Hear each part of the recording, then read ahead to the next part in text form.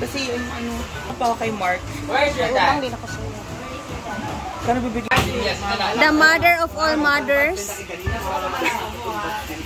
Palit ako niya. Palit ako. Cute kay ka dia Gwen.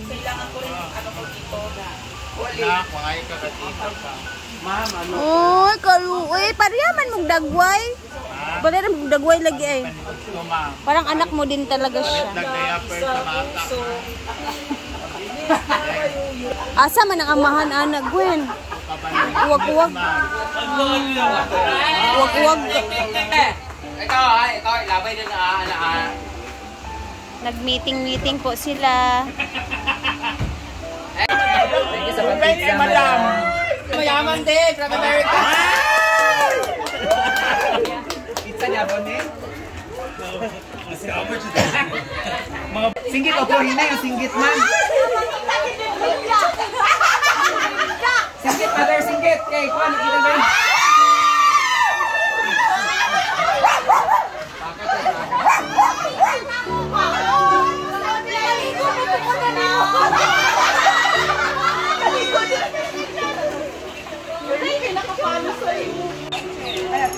Dami nila teachers po sila from Misamis Oriental din. Diba, meron silang paitlog kay Brenda. Thank you. Thank you. Hi! Maraming tao ngayon Sabado. Tapos, ayan na. Tingnan natin kung mga pinagagawa ng ating mga bisita.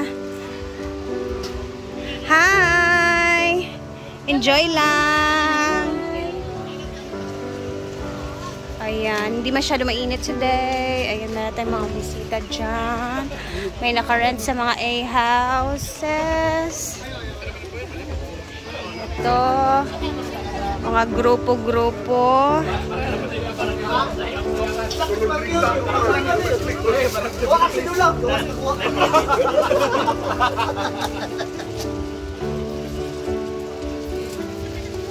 Ang daming tao dun sa likod ah.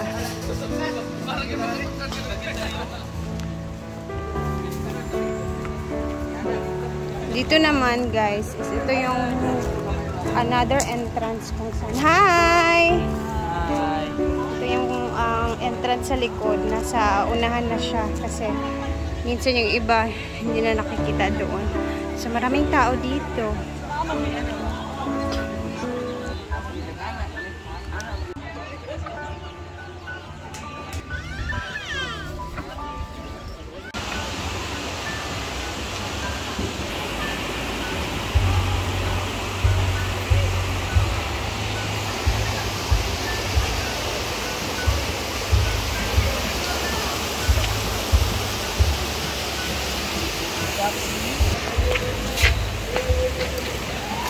Akitin natin ang taas para makita natin kung ano yung itsura ng taas ni Auntie Sita. Dahan-dahan lang. Uy, nakapikit na ba ni? Hala, Chada. Hala, pwede siya matulugan dito.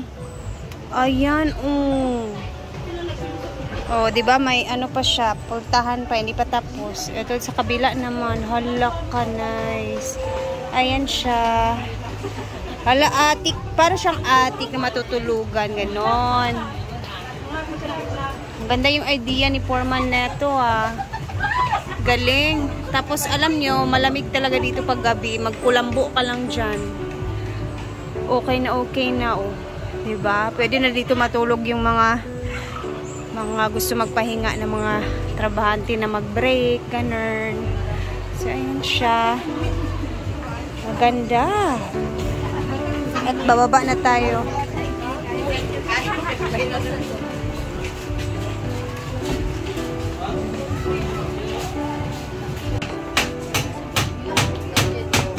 Ay, mais. Sweet corn ba ni? Don? Wow. Ito pala yung bagong gawa nila, Foreman. Nilagyan nila ulit ng parang ganito para sa mga plato. Para hindi masyadong masikip. So, ayan, nagawa sila dyan. And dito naman tayo. O, diba? Ayan yung mga kape. May atsara pa din. 100 pesos. Ito naman is uyap. Hindi ko alam kung magkano to.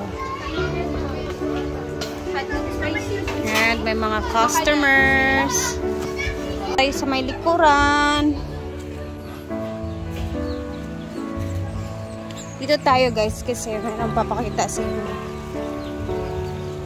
Ito na area. Ha? Teka niya? Ay, ito dito guys, bago ito nabili ni Madam. So, pwede siya dito magtanim na mga gulay. Pila ni ka square meter, ante? 50? 20 square meter. Gamay ra din eh. Maliit lang pala siya. Pero, ay! Parang gusto ko dito, char. Hala, nice daan eh. Maghimog kusina. Oh, nabili niya to 50k ata. Nasa 20 square meter lang. Pero hindi masyadong malaki ha, sakto lang, pero at least nabili niya to, 'di ba? Kasi emergency din eh. So, sobrang lapit lang siya sa kaniyang lupa.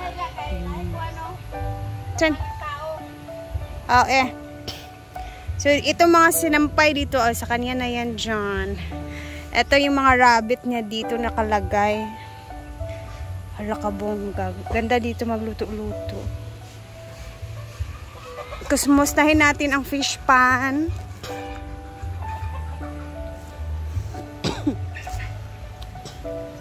Yung fish pan kanina, ayan yung fish pan. Kanina, nag-harvest sila. Yun yung inulam sa tanghalian. Ayan, mga 5 fingers dito. The fish pan is still alive. Sa mga nagtatanong dyan. Buhay na buhay pa po yung fish pan. At ito yung mga ducks. Ayan. Matubig ngayon. Saan siya nagputay? Saan siya nga gulay? Kalabasa ni? Yes, parang kalabasa. So, ayun na nga. Diba? Dito lang yan banda sa likod ng kanyang fish pan at ano. Ayan. And ito yung nag-iisang kapitbahay ni Madam. Bahay ni Ate Merlin. Meron naman dun sa kabila pero medyo malayo-layo na. Ayan, ito yung likuran ng kantin. Yung mga manok natin. Kalat. Ayan yung mga bibi. Oh, wow. Ang cute ng mga yellow doon. Mamaya magpakain tayo ng mga ducks.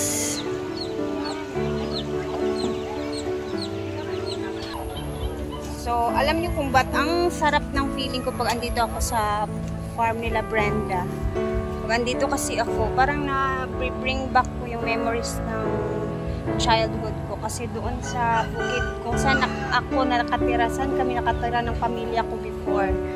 Ayan, dito ko na parang na-experience ulit yung mga nangyari before.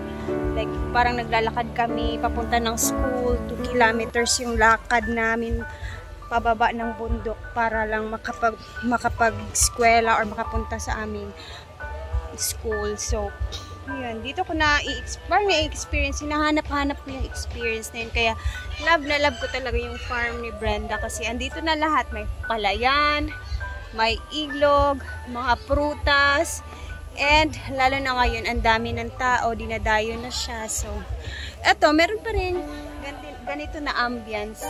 Meron pa rin yung nakakita ako na masasabi kong I still feel my childhood days. Diba? And thank you guys for watching. I love you. Wala muna tayong luto ngayon kasi sobrang busy talaga. At ayan, daming tao. Nakakahiya naman kung magbisi-bisihan ako magluluto. So, thank you po at abangan natin yung next vlog tomorrow. Salamat sa inyo lahat na nanonood. I love you guys. Go! Tisa, wait! Naku, di-end ka sa retin!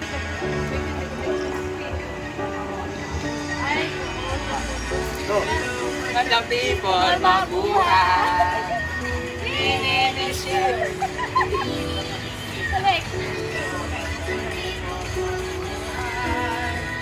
Minimiss you. Tacharan.